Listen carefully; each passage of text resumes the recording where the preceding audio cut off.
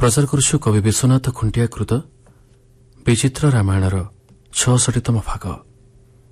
संगीत परिचालना प्रफुल्ल चंद्र बेहेरा, प्रयोजना डॉ शांतनु कुमार रथ।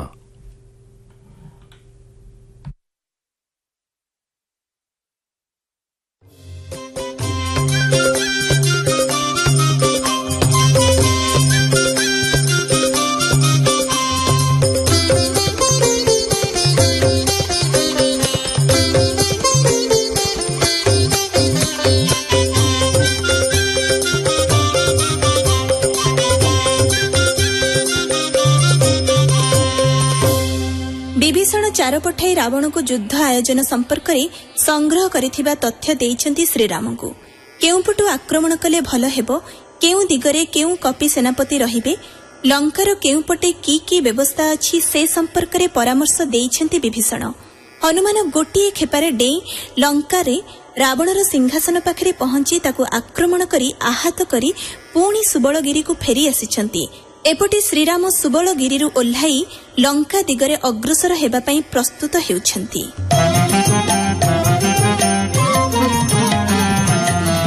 दक्षिण द्वार आबुरी रहिला, रावण उत्तर द्वार को गला, विजय कला जगती उपरे, चतुर बड़ घिनी संगरे से गड़ जगिले, गोटिए केहि बाहर नहिले, विरूपाक्ष को मध्यरे रखिले, आयुध मान बांटी करी देले, विविध वाद्य नादे पूरे लंका, असुरे होई छंती रण रंका, कहिले मोचार एथको देव कर सुविचार।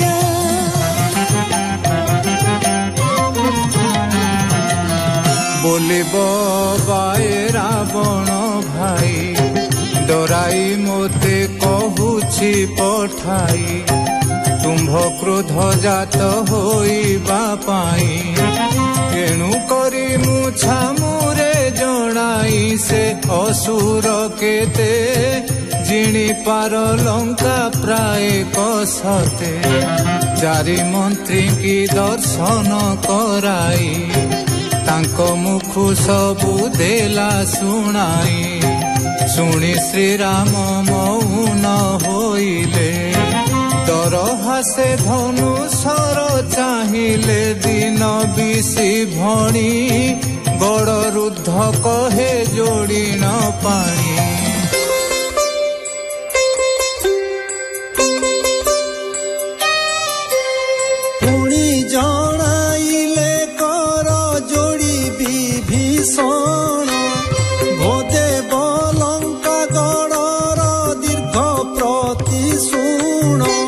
सिंधु मध्य द्वीपदे 32 योजन, सेथि मध्य त्रिकूट अचल बीतपन, त्रिकूट पर्वत त्रय शृंग महादीर्घ, मध्य शृंगे बिहि करी अछि लंका दुर्ग।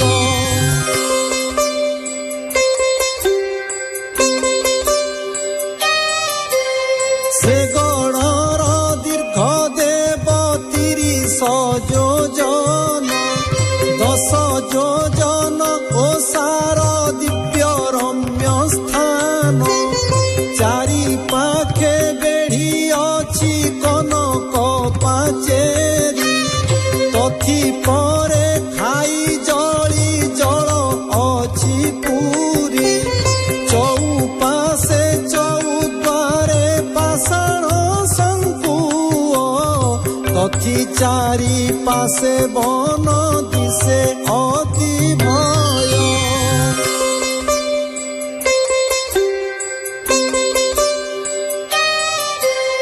देवदान बरे देव अटई अजेय, नाना रूपे यंत्र मान नाना रूपे व्यूह, छिटी किणी माने जे पाचेरी बेढ़ी सो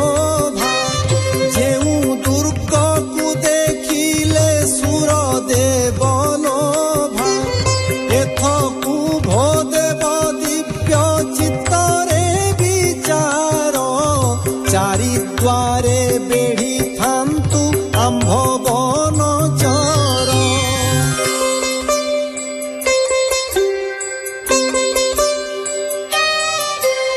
ଶୁଣିଣ ସେ ଆଜ୍ଞା ଦେଲେ ଆମ୍ଭ କପି ଥାଟ, ଚାରି ଦ୍ୱାରେ ଜଗନ୍ତୁ ନ ପାନ୍ତୁ ସେହି ବାଟ। ପୂର୍ବ ଦ୍ୱାରେ ଯାନ୍ତୁ ଆମ୍ଭ ସେନାପତି ନୀଳ, ଦକ୍ଷିଣ ଦ୍ୱାରେ ଜଗିବେ ବାଳିର ଦୁଲାଳ। ହନୁମନ୍ତ ପଶ୍ଚିମ ଦ୍ୱାରକୁ ତୁମ୍ଭେ ଯିବ, ଲଙ୍କପତି କପିରାଜ ମଧ୍ୟେ ଜଗିଥିବ।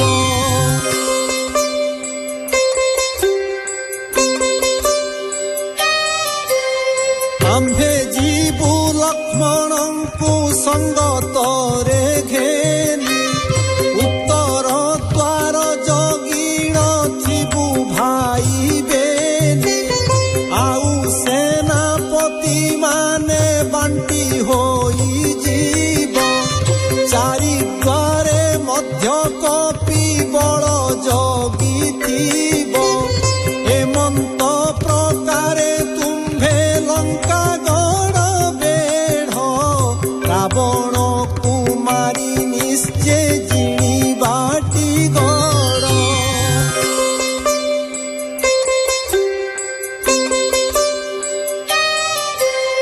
ରାମ ଆଜ୍ଞା ପାଇଣ ସକଳ କପି ବୀରେ, ଭୂମି ଛୁଇଁବେନି କର ଲଗାଇଲେ ଶିରେ।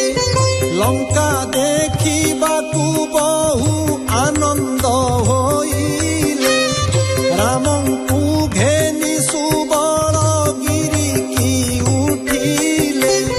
ଦେଖିଲେ ଦିଶଇ ଦିବ୍ୟ ହେମମୟ ପୁର, ଜଗତି ଅଟ୍ଟାଳି ମେଢ଼ ମଣ୍ଡପ ପାର।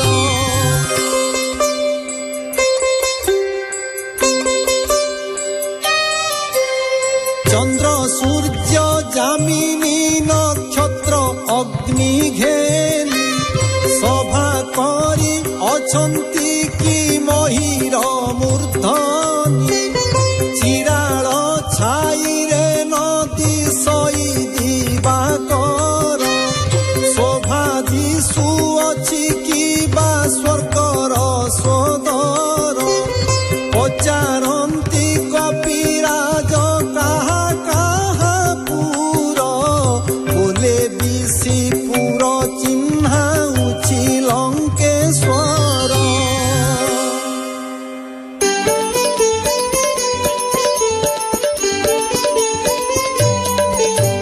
କପିକୁଳ ସାଇ ଗିରି ମୂର୍ଧନିରେ ଥାଇ, ମନରେ ବହୁତ କୋପ ଜାତ କଲେ ଲଙ୍କାକୁ ଅନାଇ।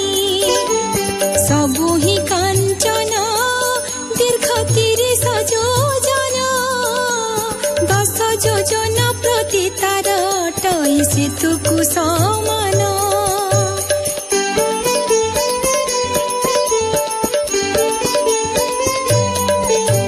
କ୍ଷିପାଇ ମାଇଲେ ସିଂହ ଦ୍ୱାରେ ଉଭା ହେଲେ, ମୌନ ହୋଇଣ ମୁହୂର୍ତ୍ତେ ରାବଣ ମୁଖକୁ ଚାହିଁଲେ।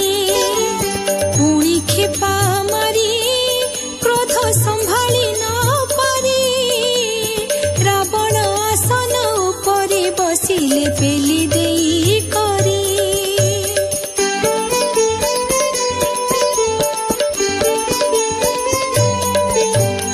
ଆରେ ରେ ଅସୁର ଏଡ଼େ ଗର୍ବ ତୋର ଛାର, ଶ୍ରୀରାମ ଘରଣୀ ଚୋରାଇ ଆଣି ତୁ ରଖିଅଛୁ ପୁର।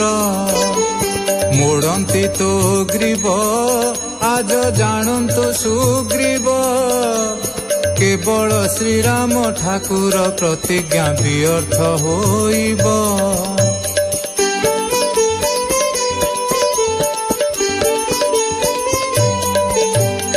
କେତେ ବୋଲି ବୀର ଧରି ଉଛୁଳିଲା ଶିର 10 ଶିରୁ 10 ମୁକୁଟ ଛିଣ୍ଡାଇ ବିଞ୍ଚିଲା ଭୂମିର ରାବଣ ହିଁ ଧରି ମାଲ ବନ୍ଧେ ଯୁଦ୍ଧ କରି ଗଡ଼ନ୍ତି ପଡ଼ନ୍ତି କେହି କାହାକୁ ହିଁ ସଂଗ୍ରାମେ ନ ହାରି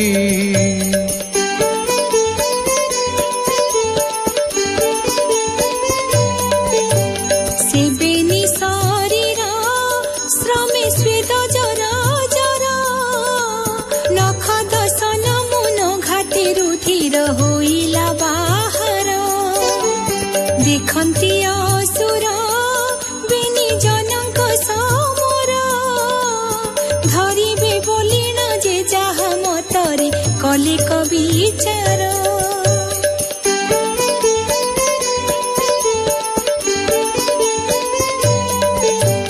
ଛାଡ଼ି ତାଙ୍କୁ ଦେଲେ ପୁଣି ଖେପାଇ ମାଇଲେ ସୁବଳଗିରିରେ ଶ୍ରୀରାମ ପାଶରେ ପ୍ରବେଶ ହୋଇଲେ ଚାହିଁ ତାଙ୍କୁ ରାମ ମିତ୍ର କଲ ତ କର୍ମ ଏକା ହୋଇ ଶତ୍ରୁପୁରକୁ ଯିବାର ନୁହଁ ନା ଧର୍ମ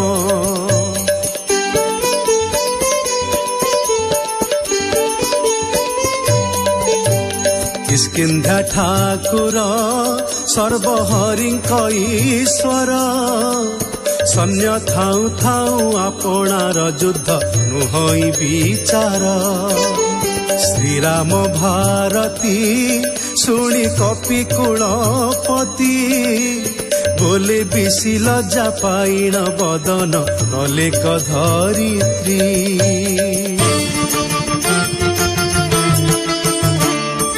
ସୁବଳଗିରି ଶିଖରେ ସ୍ଥଳୀ ବୁଲି ଦେଖିଲେ ରାମ ତା ଦୀର୍ଘ ପ୍ରତି 3 ଯୋଜନ ଅଟଇ ମନୋରମ ଦଣ୍ଡକ ମାତ୍ରେ ଲଙ୍କାକୁ ଚାହିଁ ସୁତୀକ୍ଷ୍ଣ ବୁଦ୍ଧି କଲେ ଗିରି ଶିଖରୁ ଓହ୍ଲାଇ ଲଙ୍କା ଯିବାକୁ ବିଚାରିଲେ ଆହେ ଲକ୍ଷ୍ମଣ କରି ବାରଣ ଲଙ୍କା ଭିତରେ ପଶି ଆଜି ମର୍କଟ ଅସୁର ବଳ ହୋଇବେ ମିଶାମିଶି ଧର୍ମେ ଅଧର୍ମେ ଜୟ ଜୟ କାନ୍ତେ ହୋଇବ ଜାଣି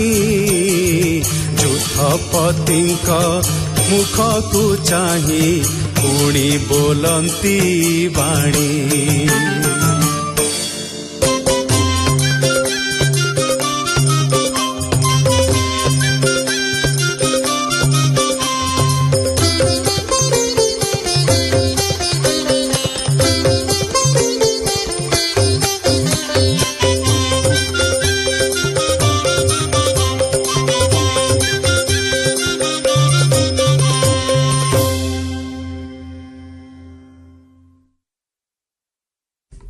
ଶେଷ ହେଲା କବି ବିଶ୍ୱନାଥ ଖୁଣ୍ଟିଆ କୃତ ବିଚିତ୍ର ରାମାୟଣର 66ତମ ଭାଗ।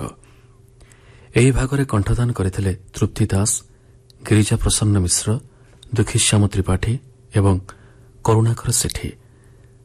ସଙ୍ଗୀତ ପରିଚାଳନା ପ୍ରଫୁଲ୍ଲ ଚନ୍ଦ୍ର ବେହେରା, ପ୍ରଯୋଜନା ଡ ଶାନ୍ତନୁ କୁମାର ରଥ, ସହଯୋଗିତା ଅଭୟ କୁମାର ଦାସ।